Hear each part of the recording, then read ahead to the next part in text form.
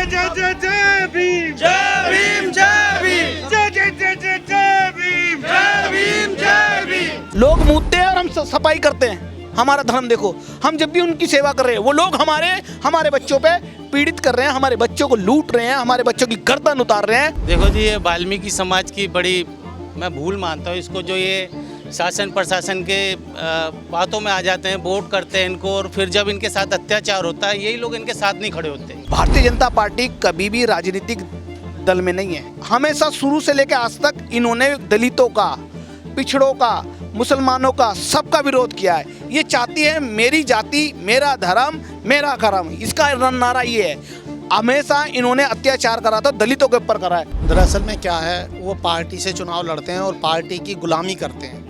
उनमें ये इतनी ताकत नहीं होती, इतनी हिम्मत नहीं होती कि वो पार्टी का विरोध कर सकें। हमारे लोगों को गांव में से उठा लिया, हमारे लोगों को गांव में से नहीं आने दिया, आपकी यूपी से नहीं आने दिया, हरियाणा से नहीं आने दिया, उनको निकलने नहीं दिया। नमस्ते, मैं शुभम और आपने देखना शुरू कर दिया है नैतिक न्यूज़। हरियाणा में गणेश वाल्मीकि की हत्या के बाद उसको न्याय दिलाने की मुहिम अब जोरों शोरों पर चल रही है। इस समय मेरी मौजूदगी देश की राजधानी जनता मंतर पर है। आप मेरे पीछे देख सकते हैं, तमाम लोग मौजूद हैं जो गणेश वाल्मीकि को न्याय दिलाने आए हैं। क्या नाम है सर आपका? सर, मेरा नाम अनिल शील है और मैं एक संस्था चला रहा हूँ, स्वदेशी विचारशील फाउंडेशन, जिसमें तमाम हम सभी साथी आज यहाँ पे आए हैं संजय गहलोत जी के माध्यम से। और हम देख रहे हैं आज देश के अंदर इतना अत्याचार बढ़ रहा है। जिस तरह 40 साल 50 साल पहले अत्याचार होना स्टार्ट हो गया था दलितों पे, मैं ये समझता हूँ कि जैसे कि अभी गणेश भाई था हमारा, वो बेचारा अपने घर का रोजी रोटी कमाता था, माँ बाप को देखता था, मगर पुलिस ने उसको ज़बरदस्ती पकड़ा। पकड़ने के बाद में उसको मारा।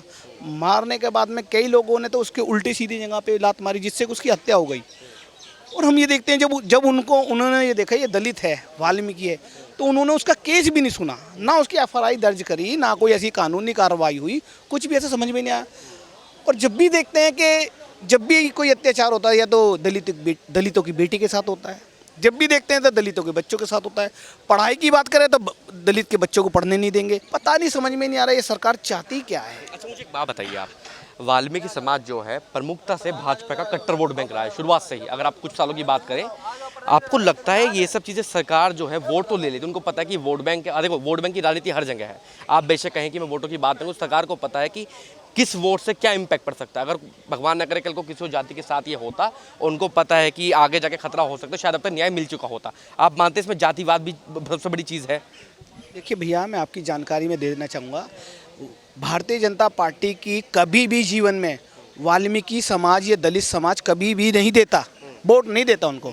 मगर ये हमारे लोगों को गुमराह करके, हमारे लोगों को झूठे आश्वासन दे के, ये उन्हें डरा के मैं समझता हूँ डरा के उनको वोट लेते हैं। भारतीय जनता पार्टी कभी भी राजनीतिक दल में नहीं है, मैं समझ पा रहा हूँ, क्योंकि हमेशा शुरू से लेकर आज तक इन्होंने दलितों का, पिछड़ों का, मुसलमानों का, सबका विरोध किया है। ये चाहती है मेरी जाति, मेरा धर्म, मेरा कर्म, इसका नारा ये है। हमेशा इन्होंने अत्याचार करा था, दलितों के ऊपर करा है। भारतीय जनता पार्टी के तमाम लोग, आज मैं कहता हूँ हमारे दलित वर्ग का हमेशा, चाहे हुआ हमारी MCD हो, चाहे हमारा खेत खलियान हो, चाहे हमारे बच्चों की शिक्षा की बात हो, तो हमेशा गिराया इन्होंने। माने तो जब हमारे बच्चे पढ़ते थे तो हमारे बच्चों के कानों में ये गरम गरम तेल डाल देते थे।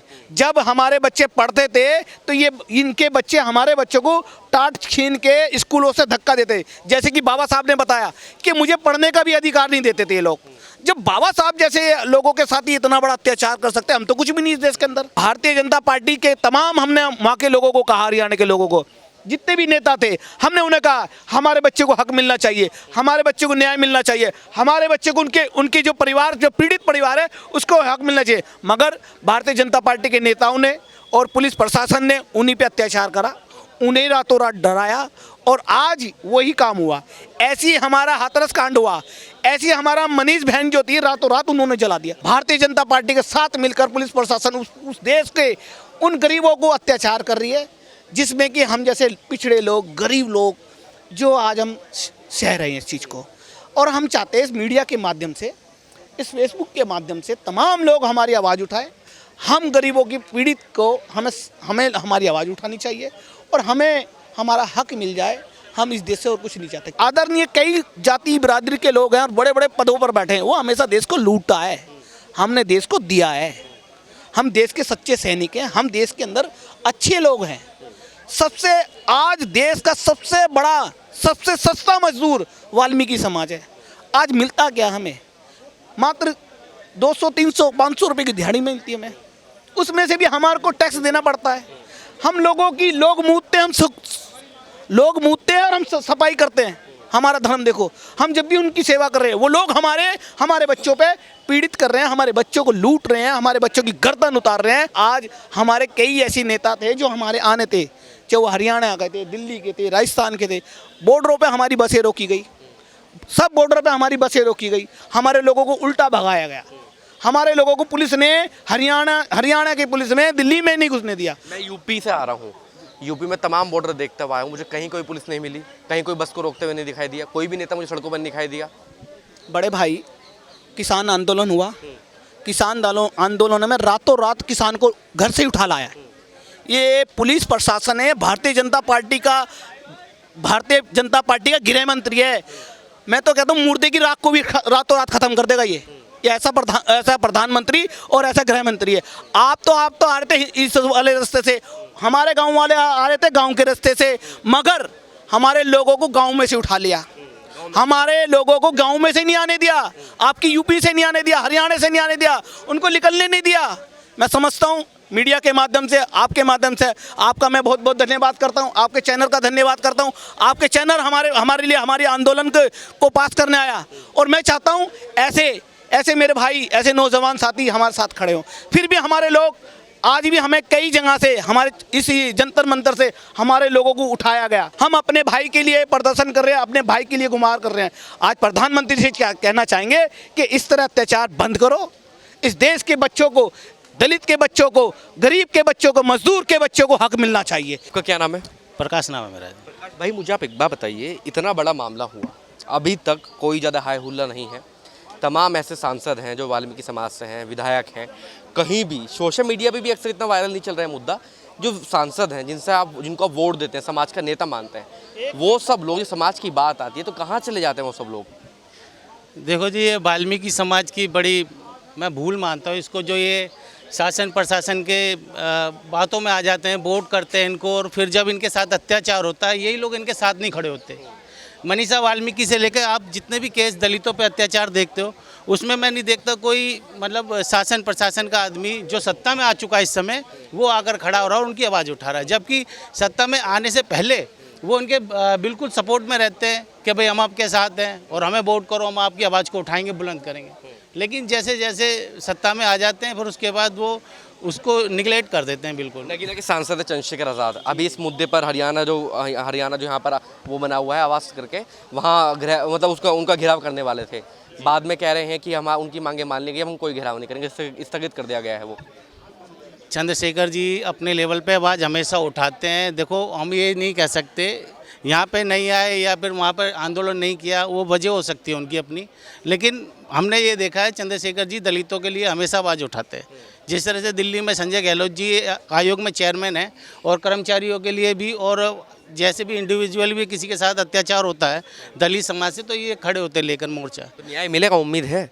बिल्कुल उम्मीद है जी। देखो, बेचारा इनोसेंट था, 16 साल का बच्चा था, और जिस तरह से बर्बरता उसकी हत्या कर दी गई है, ये बहुत गलत हुआ है। पूरा संविधान का जो उल्लंघन हुआ है इसमें, और सज़ा मिलनी चाहिए दोषियों को। आपका क्या नाम है सर? मेरा नाम राजेश कुमार है।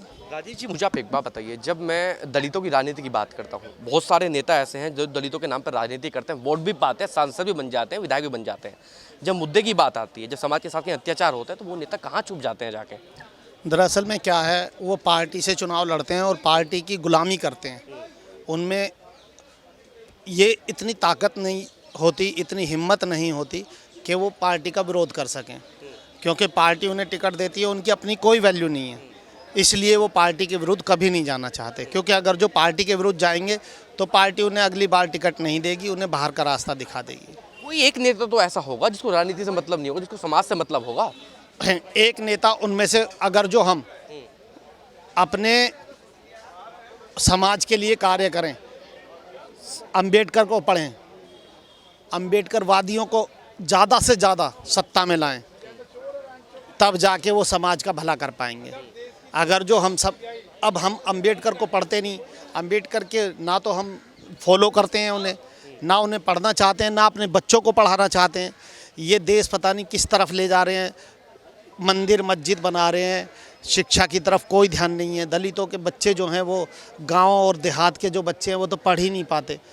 जो शहर के हैं उनमें अब क्या है कि कावड़ लेने जा रहे हैं, अगली बार कोई और यात्रा निकल रही है, उससे अगली बार कोई और यात्रा निकल रही है।